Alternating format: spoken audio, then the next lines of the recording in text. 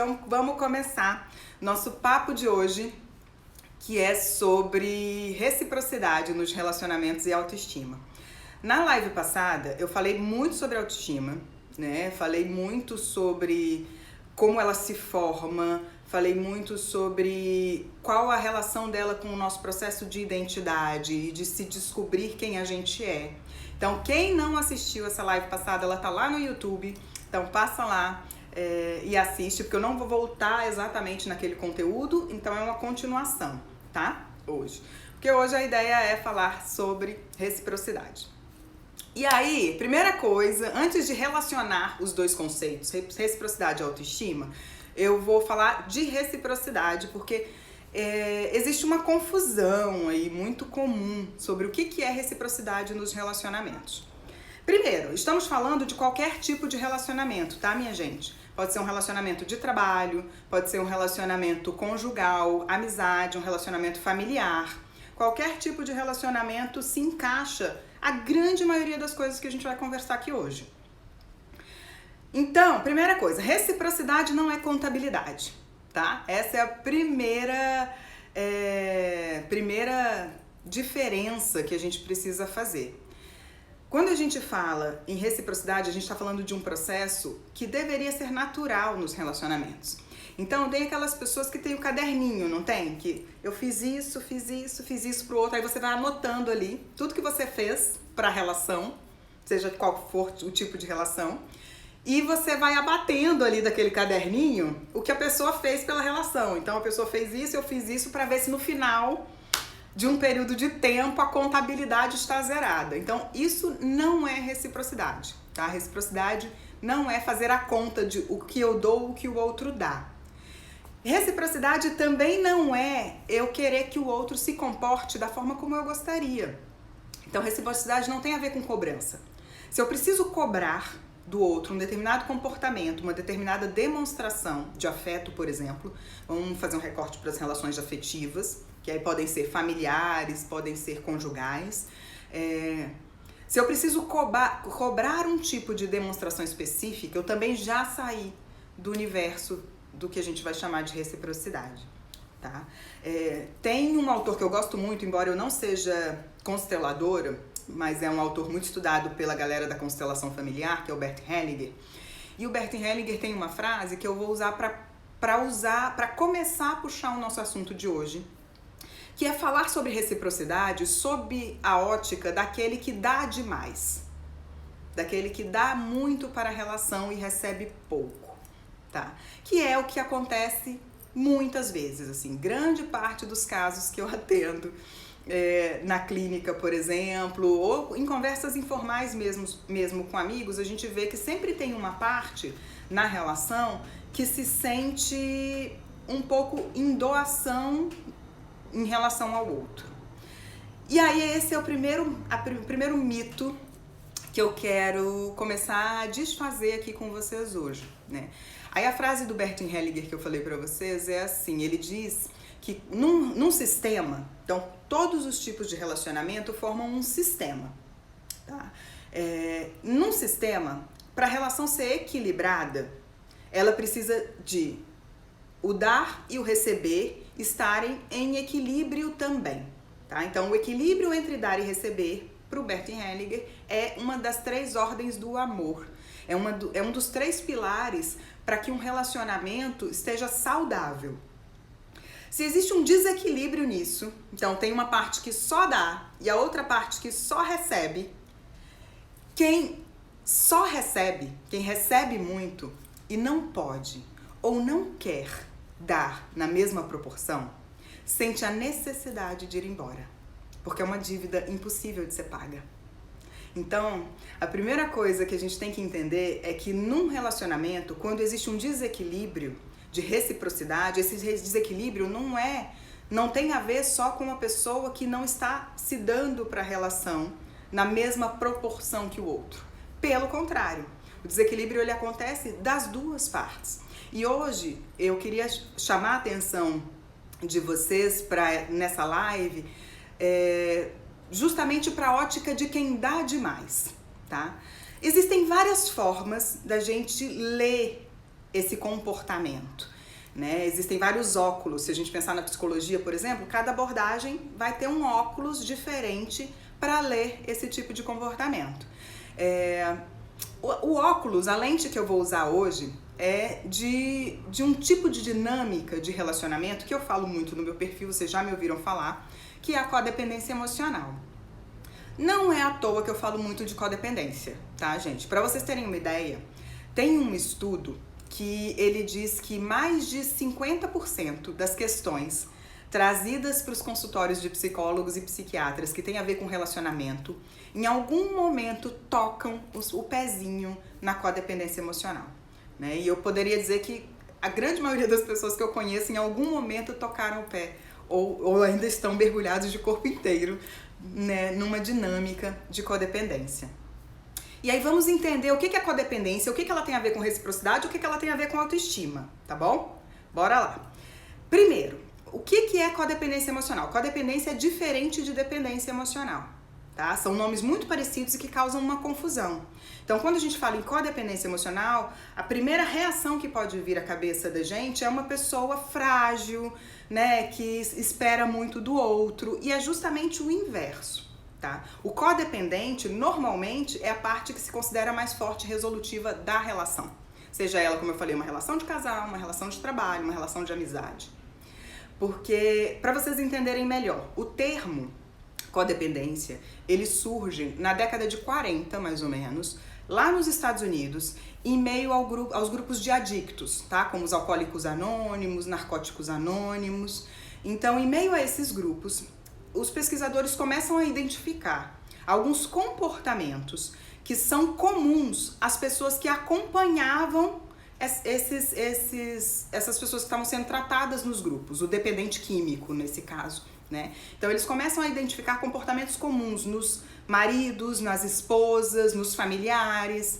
Esses comportamentos comuns, eles tinham algumas características. Primeira característica delas é que essas pessoas, esses acompanhantes, eles se colocavam num papel um pouco de salvadores daquela pessoa que estava sendo tratada no grupo. Para eles tinham a noção de que se eles não estivessem por perto, algo de muito grave ia acontecer, a vida do outro ia desandar.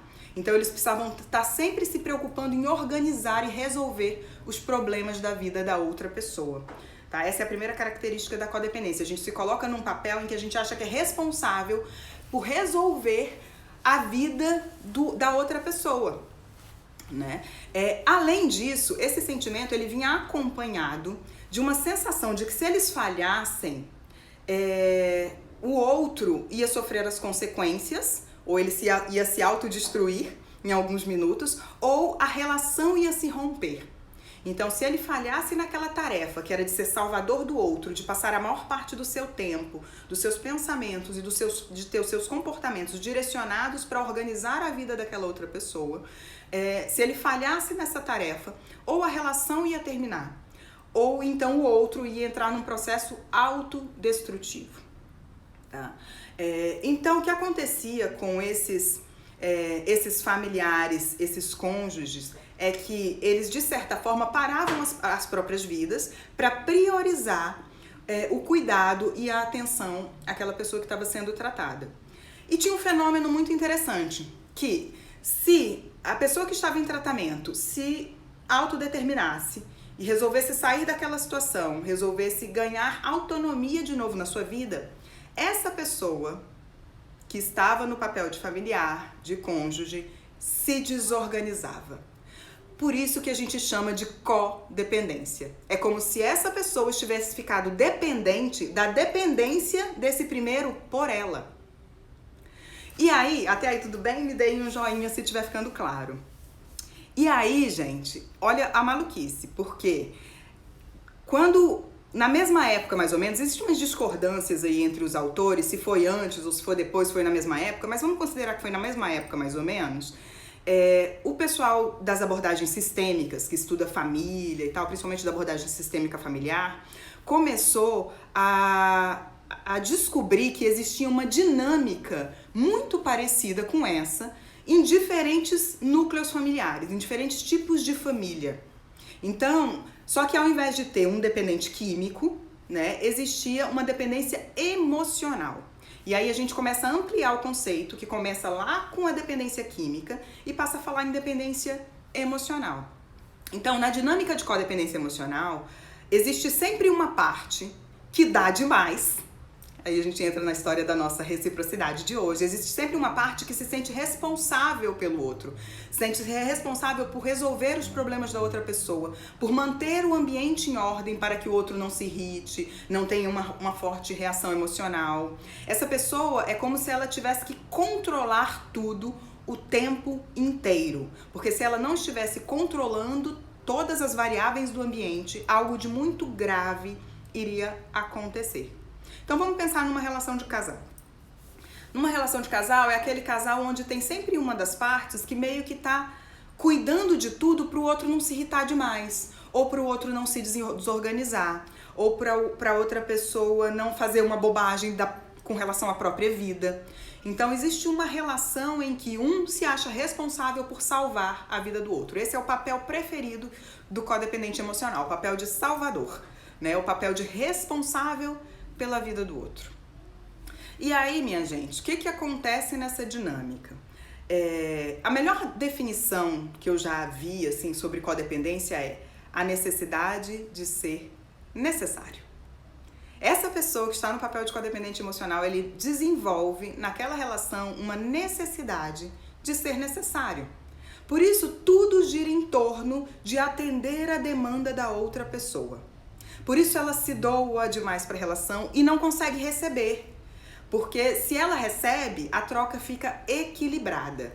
E na dinâmica de codependência, ela precisa sentir que ela está fazendo mais pelo outro. Que ela está num papel que ela é indispensável. Ela precisa se sentir necessária. O que isso vai fazer com a nossa cabecinha? Olha só. Do ponto de vista inconsciente, boa parte das nossas escolhas tem influência de aspectos que a gente não sabe sobre a gente mesmo. Já falamos sobre isso em outras lives, em outros vídeos, né? 90% talvez dos conteúdos que influenciam todas as nossas escolhas diárias são inconscientes. Do ponto de vista inconsciente, pessoas que têm a necessidade de se sentir necessárias vão buscar relacionamentos com pessoas o quê? Que precisem ser salvas. Né? Então, para existir um codependente, ele precisa de um dependente. Ele precisa encontrar alguém que tem algum tipo de fragilidade, ou de organização da própria vida, ou com relação a algum vício, como acontece, por exemplo, no caso lá de onde começaram esses estudos, né, que são nos adictos de álcool e drogas. Alguma pessoa que tem algum tipo de fragilidade emocional, que desenvolva a dependência emocional, para que o codependente possa emergir, para que quem está na posição de codependente se sinta responsável, se sinta com uma função dentro daquela relação, que se sinta importante dentro daquela relação. E é aí que entra a história da autoestima, porque a autoestima tem a ver, lembra lá da live passada? A autoestima tem a ver com um amor próprio, que é uma capacidade de nós nos acolhermos dentro da nossa inteireza. Então, da gente acolher aquilo que a gente gosta na gente, aquilo que a gente não admira tanto em nós mesmos, né? E atribuir um valor a isso, né? A codependência, ela tá muito, muito, muito ligada a questões de autoestima, porque a gente desenvolve essa dinâmica de relação, de codependência, onde a gente só se doa, e o outro às vezes não pode ou não quer doar na mesma proporção, às vezes até quer, mas a gente nega. Porque é muito importante eu conseguir enxergar de forma palpável o meu valor dentro da relação. E a única forma que eu consigo, se eu estou numa relação de codependência, a única forma que eu consigo enxergar meu valor na relação é fazendo pelo outro, é tendo a sensação de que eu sou indispensável, né? Porque tem um buraco lá atrás, uma chaga de autoestima lá atrás que eu estou tentando cobrir. Que é uma chaga de que, na verdade, eu acho que se eu não fizer muito, se eu não fizer mais do que o outro vai me deixar porque eu não sou suficiente. É o medo de não ser suficiente que leva a relação de codependência. Um dos fatores, tá, gente? Tem outros fatores. Lembra sempre que tudo que eu tô trazendo aqui para vocês é um recorte.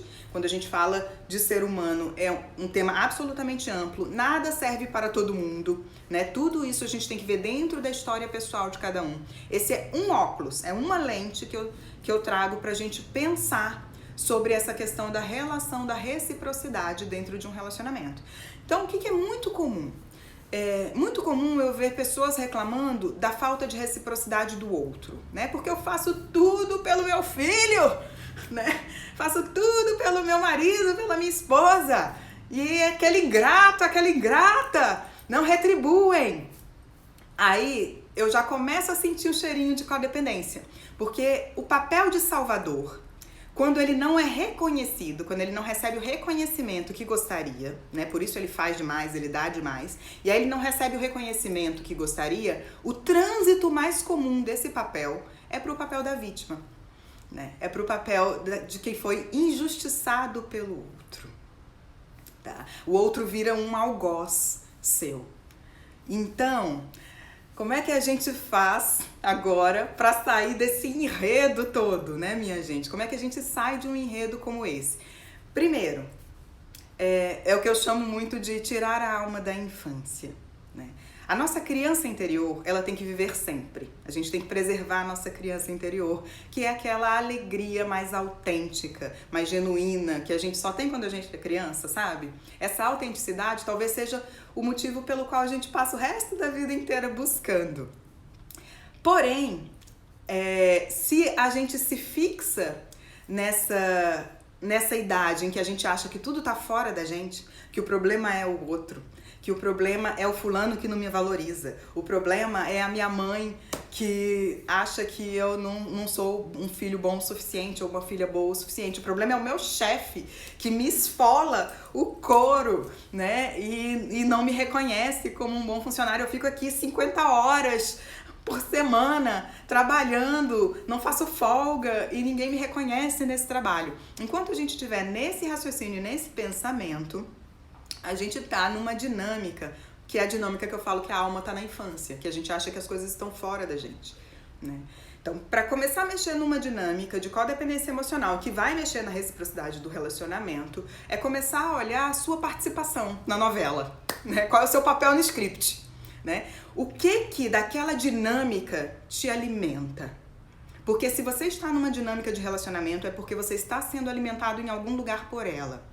Tá? Então, quem faz demais e não se permite receber pelo outro, está esperando algum tipo de gratificação, está esperando uma dívida que é impossível de ser paga. Por isso que o outro sente a necessidade de ir embora, porque é uma dívida que fica impossível de ser paga quando a gente fala de relacionamento. Tem uma outra questão que alguns autores falam, que é uma aparente submissão, né? Porque quando a gente faz demais e você fala, eu faço tudo pelo fulano, o fulano não reconhece, não faz isso por mim. Quando você faz demais, é como se você ganhasse também o benefício de uma certa vingança retaliatória, sabe? É como se você ganhasse o benefício de, no futuro, fazer essa cobrança. Então, é uma bobagem a gente achar que relacionamento não é uma relação de troca. Todo relacionamento envolve uma troca, tá? Seja uma troca de afeto, no caso dos relacionamentos conjugais, por exemplo, seja uma troca entre o meu serviço e o meu salário, no caso profissional, por exemplo, e assim por diante, né? Todas as relações envolvem algum tipo de troca, e essa troca ela precisa ser respeitada, porque se ela não for respeitada, o relacionamento vai caminhar para o adoecimento em algum momento. E não será culpa, vamos voltar a falar de culpa, não será culpa só daquela pessoa que ficou de boa só recebendo, tá? Porque primeiro nem existe culpa, né? Nem existe culpado. Qualquer dinâmica que a gente faz parte, existe contribuição das duas pessoas. Então, quando a gente entra numa dinâmica onde não existe reciprocidade, eu me entrego demais para essa relação, eu não estou recebendo de volta dessa relação o que eu gostaria, por exemplo, ou o que faria me sentir amada, respeitada, se a gente está falando de uma relação afetiva, né? O que faria me sentir reconhecido e respeitado se eu tô falando de uma relação profissional.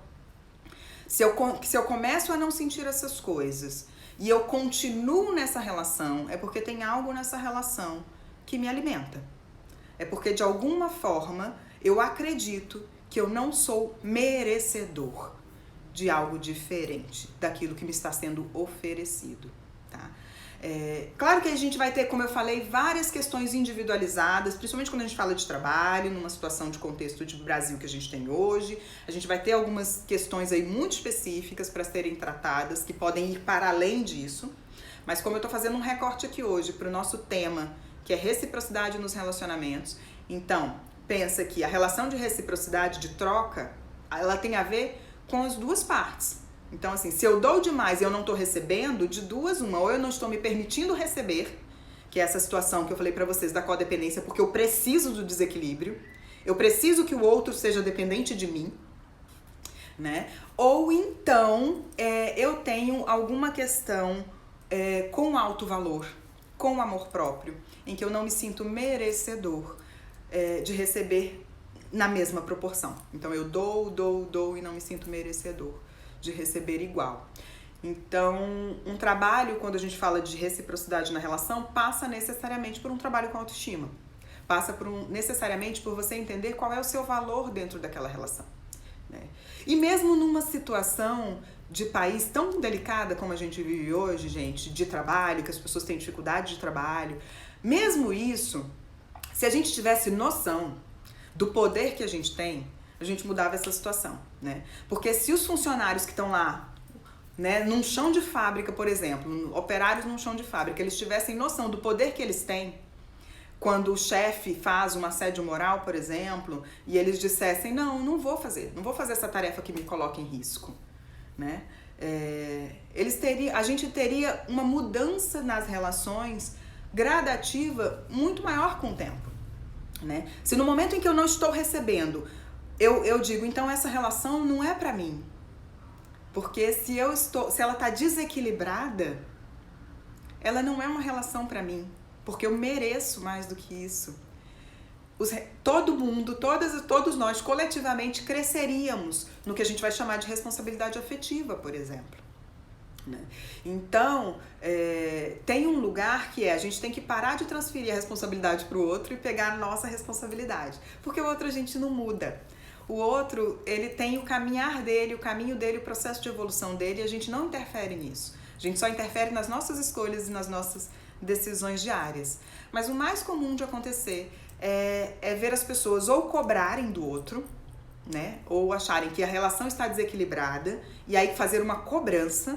Então, é o caderninho que eu falei pra vocês, da contabilidade, né? Que vai cobrando, eu fiz isso, aí na hora que briga, você abre aquele pergaminho lá e fala, então, por que em 1850 eu fiz isso aqui por você e você agora não quer fazer isso por mim, né? Então é o caderninho lá da contabilidade. E o caderninho da contabilidade, se você precisa dele, significa nada mais, nada menos do que o que a gente falou antes, que a sua doação nessa relação, ela tem a ver com você encontrar um lugar de alto valor. Por você não conseguir enxergar esse lugar de alto valor em si próprio, você transfere esse lugar de alto valor para o relacionamento, né? Então a cobrança, a contabilidade, nada disso tem a ver com reciprocidade. A reciprocidade, ela precisa ser autêntica para que o equilíbrio do sistema se mantenha, né? Então eu dou 2 passos para frente, o outro tem que dar 2 passos para frente. Eu não posso laçar o outro e arrancar e puxar ele 2 passos para frente, né? Ele tem que dar 2 passos para frente, ou então eu dou 2 para trás, né? E aí eu entendo que talvez essa relação não seja uma relação para mim. E aí eu paro de aceitar migalhas afetivas das outras pessoas, né? Eu paro de me fazer, o Rossandro, que é um psicólogo que eu gosto muito, às vezes eu cito ele aí nos meus stories, ele tem uma frase bem interessante sobre isso, que ele fala eu paro de ser terreno baldio pro lixo emocional das outras pessoas. É forte, mas é exatamente do que a gente está falando, né? A escolha é de cada um de nós. E não adianta a gente transferir essa responsabilidade para outras pessoas, minha gente. Tá bom? Deixa eu dar uma olhada nos comentários, pegar os aclites. para dar uma olhada nos comentários de vocês e nas perguntas, porque são que horas? Temos meia horinha. Meia horinha pra gente dar uma conversada.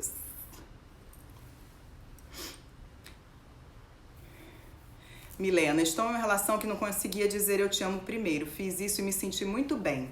Talvez não evolua, mas me senti liberta. Que ótimo, Milena. Não sei se você viu, eu fiz um post sobre isso recentemente, não sei exatamente que dia.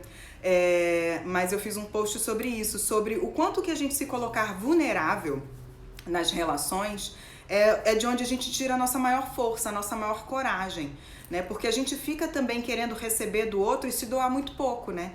Então eu falei muito aqui da doação, mas a gente também tem que se doar autenticamente para as relações. E se doar autenticamente para as relações é justamente largar o caderninho de mão, né? É eu fazer o que eu tenho que fazer porque eu quero fazer. E não porque eu vou receber em troca do outro. E se eu não recebo, aí eu tenho a escolha de continuar ou não. Mas eu quero fazer, então eu faço isso porque eu quero, porque isso me liberta, porque isso tem a ver com a minha autenticidade, porque eu não preciso de garantias para fazer isso, né? Vamos lá. É possível entender os tempos diferentes do casal e busca do equilíbrio? Fê, me explica melhor a sua pergunta, que eu não tenho certeza se eu entendi. Mas se eu tiver certa, talvez você queira falar em tempos diferentes de doação. Às vezes existe sim, mas me explica melhor. Meu namorado falou, você me machuca quando tenta me ajudar. Na hora eu não tinha entendido e achei que ele era ingrato. Hoje entendo. Tenho o perfil de salvador e saio atropelando tudo pra ajudar. Perfeito. Quem foi que falou isso? Vou até voltar aqui. Ana Amélia. Perfeito. É exatamente isso. Na grande maioria das vezes, gente, quando a gente vai tentar resolver o problema do outro, a gente muda de posição. Tá? Vou aproveitar o comentário da Ana Amélia para falar disso. Geralmente, ela trouxe uma situação que é de casal, né? Então, geralmente, quando a gente tenta resolver muito o problema do nosso marido, do nosso namorado, da nossa namorada, da nossa esposa, no lugar dele, ou atropelando, que foi a frase que o namorado dela utilizou, a gente tá mudando de posição. A gente saiu do lugar de cônjuge, tentou ir pra posição de pai, de mãe, de coach, de terapeuta, e aí vai dar problema. Né? Vai dar problema porque cada vez que a gente muda de papel no sistema, o sistema se desequilibra também. Como lidar com a carga tóxica acumulada desde a infância, principalmente quando isso se reflete no agora. Processo, Giza, né? Processo de autoconhecimento, Giza. Tudo que a gente vive, Giza, nos compõe. Tá? Toda a nossa história nos compõe. Isso vai incluir as dores que a gente passou, as alegrias que a gente viveu. E algumas dessas dores, elas vão marcar especialmente a nossa história. Porém, a gente não pode ficar refém delas. E a forma da gente não ficar refém delas é refazer o caminho. Refazer o caminho de entendimento de afetividade, de entendimento de afeto, para que a gente possa entender que a minha história é um bem que eu tenho que honrá-la, eu tenho que fazer as pazes com ela, mas eu não sou refém dela. A minha história eu estou construindo todos os dias, a todo momento, no aqui e agora, no presente. Nesse minuto eu estou construindo a minha história junto com vocês. Então, se liberar de questões tóxicas da infância é processo de autoconhecimento. Às vezes sozinho não vai dar. Às vezes vai precisar de processos terapêuticos, de ajudas, de encontros com mentores, enfim. Mas cada um vai encontrar o seu caminho, mas é processo de autoconhecimento para que você entenda que você não é refém da sua história. Você tem que honrar a sua história, mas honrar a sua história não significa você reproduzi-la eternamente, né? Porque honrar a nossa história, gente, é honrar o que a gente recebe. Qual é o maior bem, o bem mais precioso que a gente recebe dos nossos pais, por exemplo? Vida, certo? Com vida, o que a gente recebe? Livre-arbítrio. Se a gente recebe livre-arbítrio, significa que a nossa história a gente precisa construir a cada momento, a cada novo passo, a cada nova escolha que a gente faz, tá? Então, honrar a nossa história é honrar essa possibilidade de escolher a cada momento, né? E não reproduzir aquilo que foi passando. Agora, é um processo, às vezes, não muito simples, É um processo que ele leva a olhar para coisas que muitas vezes nos machucaram muito profundamente. Mas olhar para isso e querer sair disso já é meio caminho andado, tá? Porque significa que eu não tô apaixonado por aquela dor, porque a gente tem uns traumas de estimação, que eu falo, sabe? Às vezes eu falo isso em atendimento. Falei, está com esse trauma de estimação. Que você pegou esse bloqueio energético, esse bloqueio traumático, ele ficou ali. E você se acostumou tanto com aquele sofrimentozinho, que você nutriu tanto, cresceu tanto, ninou tanto aquele sofrimentozinho, que ele virou de estimação seu e você não consegue se desapegar dele. Então, o querer se desapegar desses sofrimentos, dessas relações tóxicas passadas é o primeiro passo. A partir daí, vai ter um processo de mergulho interior, para você entender quem você é para além dos papéis. Porque a gente não é filho, marido, esposo profissional, gente, são papéis que a gente realiza. Quem a gente é em essência? A gente é completo. E aí, se a gente se entende completo, a gente não precisa ser completado pelo outro e nem o outro precisa completar a gente. Seja esse outro um namorado, seja esse outro um patrão, seja esse outro mãe, filho. Se a gente se entende completo, a gente vai entender que os encontros, né, a arte do encontro, que é talvez o grande motivo dessa existência, talvez seja o maior motivo pelo qual a gente está aqui, estabelecer relacionamentos, é uma construção entre duas pessoas que vão seguir juntas por um tempo, por pouco tempo, por muito tempo, que também não importa, que é outro equívoco, a gente achar que relação que dá certo é aquela que dura muito tempo. Nós temos relações muito bem sucedidas que cumprem uma etapa, que cumprem o seu ciclo, que tem um começo, um meio e um fim, e elas cumpriram o ciclo. Qual é o ciclo de uma relação? Aprendizado para as partes envolvidas. E aí depois cada um segue uma outra estrada. Ou tem relações que podem durar muitos anos e até a vida toda. Não é o tempo de relação que diz se a relação foi bem sucedida ou não, tá?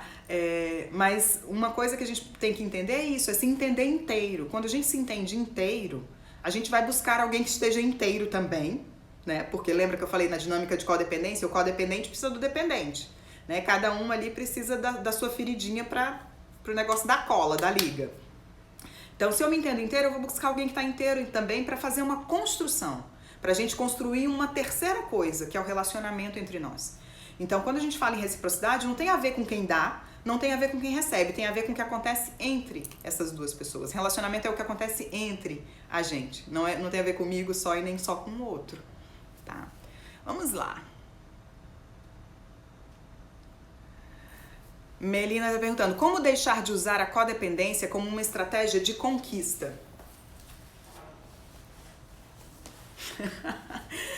Melina, é exatamente a mesma coisa. Primeiro, se identificar. Se você já identificou que você usa a codependência como estratégia de conquista, ou seja, você se faz forte, você se faz prestativa, resolutiva, como uma estratégia de conquista, significa que você não confia em quem você é sem esse aparato, sem essa persona. Persona é uma estrutura psicológica nomeada pelo Jung para designar os nossos papéis sociais. Persona era a máscara do teatro, usada pelos antigos gregos.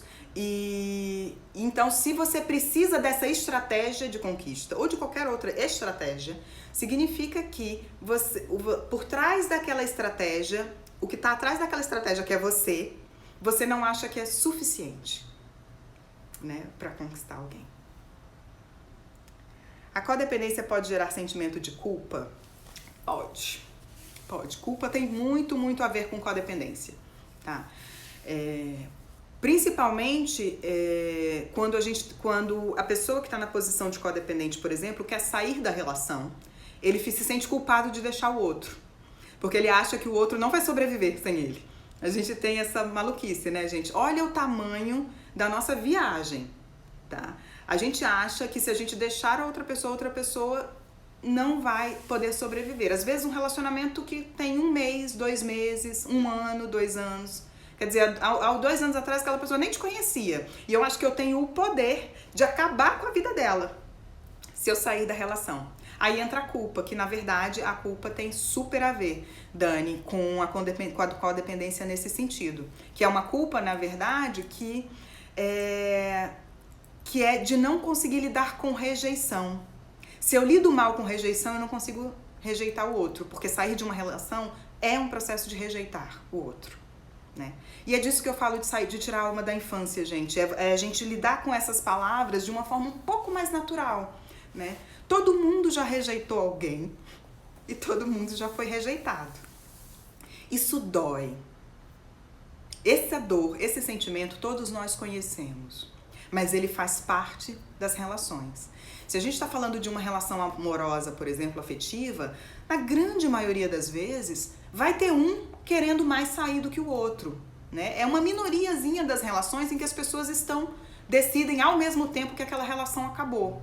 Isso é a menor parte das relações. Existe, mas é a menor parte, né? Então, geralmente é um mais que quer sair e o outro quer continuar. Então, a rejeição vai fazer parte daquela dinâmica de ruptura, né? E se eu não sei lidar com rejeição, eu vou ter dificuldade de rejeitar o outro, eu vou sentir culpa. Que horas são para não me perder no tempo? Cadê? Não é tão fácil assim esses posicionamentos em todas as esferas sociais, não está condicionado somente ao indivíduo, as estruturas sociais. Adriana, é exatamente o que eu falei, tem questões, comecei falando sobre isso, eu falei que nada serve para todo mundo, tem questões que vão entrar em outros aspectos, tá, da vida, mas eu vou falar um negócio pra você, eu atendo todas as classes sociais, tá, porque eu tenho 20%, às vezes 30% das minhas vagas dedicadas a atendimento social, né, então eu atendo pessoas de todas as classes sociais, e a gente vê dinâmica de codependência em todas elas. Em todas elas. Em algumas instâncias vai ser mais fácil, porque, por exemplo, se não existe a dependência financeira, mas até isso eu vou falar com aspas, porque muitas vezes as duas pessoas são independentes financeiramente, estão ali conectadas pela codependência emocional, pela sombra, que a gente discutiu lá na live de sombra com a Cláudia. E como já vi também pessoas em que existia uma dependência financeira envolvida, questões com filhos, e ao entender que aquela dependência financeira também fazia parte de um processo psíquico, uma das partes foi buscar uma forma de ganhar a sua independência para conseguir seguir o seu caminho. Então, a questão social, ela é um agravante que torna mais difícil?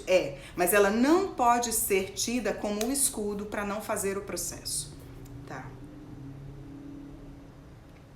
Eu estou envolvida com uma pessoa que era extremamente dedicada, mas depois de alguns desentendimentos, ela se fechou. Estamos juntos.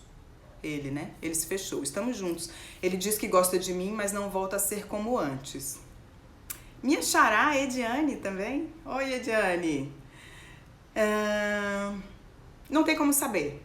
Porque aí tem a ver tem que entender a história de vocês dois juntos, né? São poucos dados para saber se é normal ou se não é normal. A respeito de que foram os desentendimentos. Então tem muita coisa aí além do que você colocou no seu texto que pode estar envolvida, tá? Tem como falar mais sobre as características do dependente emocional? Tem, Carol. O dependente, Carol, vai ser aquela pessoa que, por ter algum tipo de dificuldade de organização da própria vida, né, ele vai buscar alguém para ser a muleta emocional dele. Tá? Então, o dependente é aquela pessoa que não vai conseguir, na relação, se organizar e precisa que o outro esteja sempre resolvendo os problemas dele, porque ele não consegue resolver sozinho. Então, ele precisa do outro para ajudar a organizar a própria vida. No caso da dependência química, isso fica mais claro, né? Porque é bem o dependente químico, é a parte fragilizada da relação. Né? Então ele precisa de outra pessoa para ajudar ele a se organizar, para mexer no ambiente, para que o ambiente fique adequado, para que ele não caia em um deslize. Na dependência emocional, em geral, você vai ter uma fragilidade. Então é aquela pessoa que precisa do outro o tempo inteiro. O ciúme pode ser uma característica de dependência emocional em alguns casos. Aí a gente tem que investigar um pouquinho a história. Mas em alguns casos o ciúme vai ser uma característica de dependência emocional, porque eu preciso controlar o outro o tempo inteiro. Eu não consigo fazer nada pelo outro, eu não consigo tomar decisões, né? Eu não consigo fazer escolhas dentro da relação, não consigo dizer não, né? Então, o dependente, ele vai ser realmente aquela parte da relação que ela precisa de cuidados. A gente pode simplificar assim. Ele vai ser a parte da relação que precisa de cuidados o tempo inteiro da outra pessoa. Porque ele não consegue se cuidar sozinho. Tá?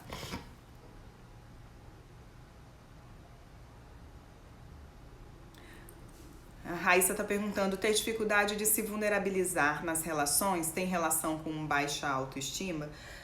Pode ter, Raíssa, pode ter, tá? Porque não se vulnerabilizar significa que eu tô que eu não consigo olhar para questões em mim, porque vulnerável todos somos, né? Então, eu não me vulnerabilizar significa que eu tenho dificuldade de olhar para a vulnerabilidade, para minha vulnerabilidade. A gente falou de autoestima lá na semana passada, e autoestima é eu conseguir olhar para mim mesmo, para aquilo que eu gosto em mim, para aquilo que eu não gosto em mim, sem idealizações, e acolher essas coisas, acolher tudo isso, né? Então, sob essa ótica, não se vulnerabilizar pode ter a ver com a questão de autoestima mesmo. Porque o que não é se vulnerabilizar numa relação? Alguém falou aí em cima antes, né? Sobre eu disse eu te amo primeiro, foi libertador e tal, né? Quando você diz eu te amo, você está se tornando vulnerável, por quê? Porque você não sabe se o outro vai responder a mesma coisa, né? Então, o vulnerabilizar-se é você fazer coisas que você não tem garantias sobre o resultado. E para fazer alguma coisa que a gente não tem garantia sobre o resultado, a gente precisa estar muito seguro de quem a gente é, né? De que, independente da outra pessoa, você faz porque você sabe que você precisa fazer. Você não faz para ganhar o reforço, né? Você faz porque você sabe que você precisa fazer. E você dá ao outro o direito dele não responder na mesma proporção. O se vulnerabilizar também tem a ver com isso. E a reciprocidade também. Você dá ao outro o direito de dizer, mas eu não te amo.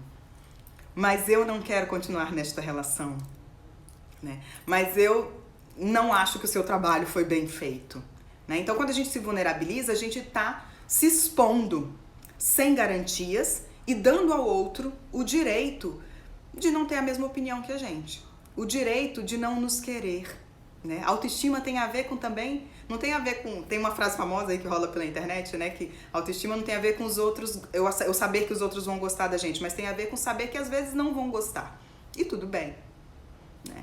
Então, nesse sentido, sim, tem a ver com autoestima. Superar um diálogo interno de sofrimento, Regiane tá falando.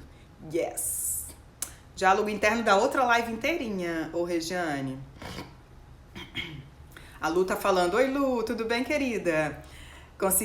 Fiz constelação familiar e consegui fazer as pazes com a minha história. Gosto muito da constelação, só é importante fazer com alguém que você tenha bastante referência. Mas gosto muito, a teoria do Bert Hellinger é muito interessante nesse sentido. Essa live não vi na quarentena, grata Elvis. Perfeita definição de relacionamento, me identifico. Mano...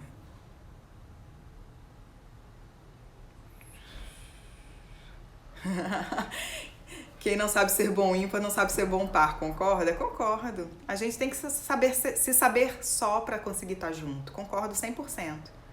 Você precisa estar inteiro sozinho pra você conseguir estar junto. Bem.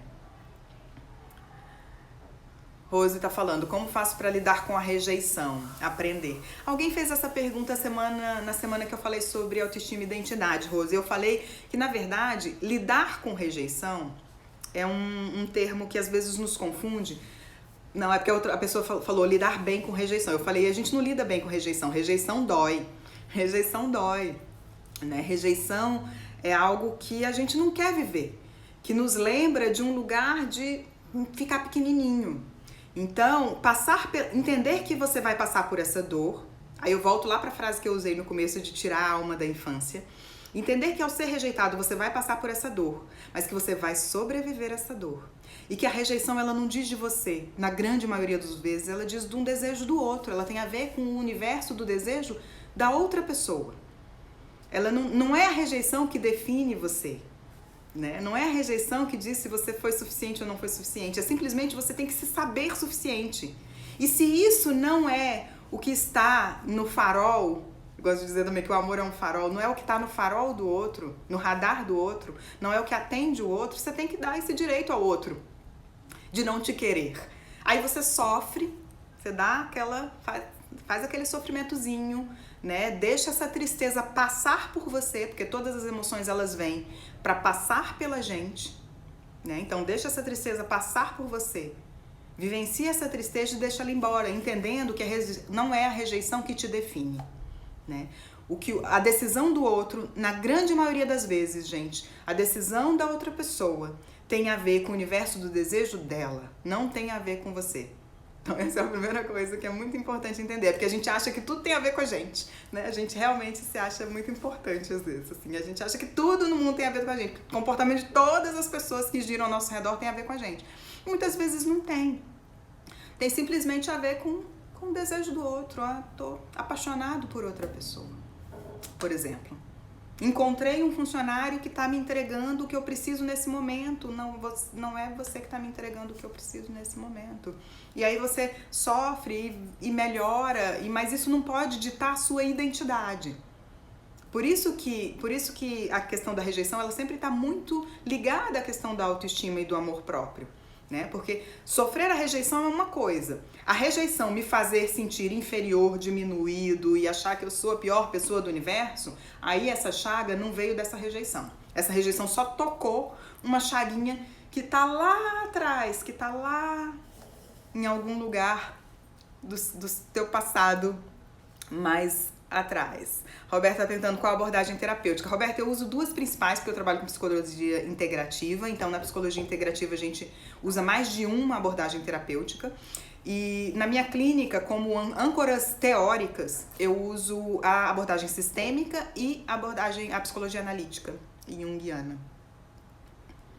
E eu tempero isso com alguns outros conhecimentos da minha vida pessoal, porque eu estudo Vedanta e tem algumas outras coisas aí que entram na história, que todo terapeuta também passa pelas suas experiências pessoais, né, com autoconhecimento e com filosofias e tradições, e isso vai impregnar na nossa atuação clínica, não tem como não impregnar, mas a abordagem teórica para tentar entender o problema, para tentar entender aquele sistema, são essas. Muito difícil a rejeição, mas quando a gente aprende a lidar com ela é muito bom. Exatamente, Milena. A gente ainda tem tempo, gente? Ih, temos 7 minutinhos. Vamos ver se dá pra responder mais alguma coisa.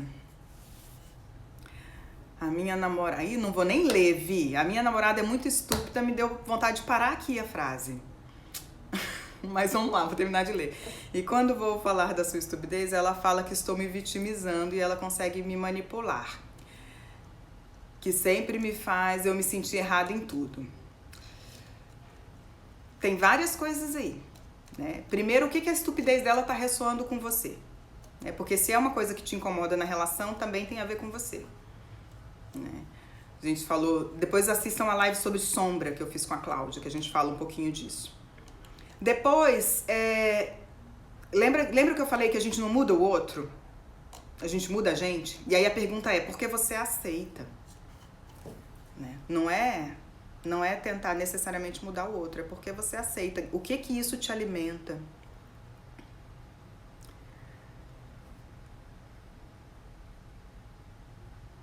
E quando existe frustração por sempre organizar a vida do outro, porém não consegue sair do relacionamento. Marisete, é tudo isso que a gente falou agora, tá? Você tá vinculada a esse relacionamento provavelmente pela codependência emocional. Podem ser outras coisas, aí tem que mergulhar profundamente na sua história pessoal para entender, né? Mas o fato de não conseguir sair da relação, e aí na codependência, uma fase um pouco mais avançada da codependência, ela é justamente essa frustração, porque a gente faz e faz e faz pelo outro, mas a gente começa a se sentir exaurido, a se sentir cansado daquele tanto de entrega, mas você não consegue sair da dinâmica, porque a dinâmica que te alimenta é a dinâmica que você se sente necessário. Lembra, codependência emocional é a necessidade de ser necessário. E aí você está vinculado nessa relação por isso. Mas uma das fases da codependência é esse cansaço que vai dando, essa exaustão psíquica e emocional. Não estou dizendo que isso é o seu caso, porque como eu falei, aí é um mergulho na sua história pessoal que vai dizer o que está te vinculando a essa relação. Mas pode ser o caso.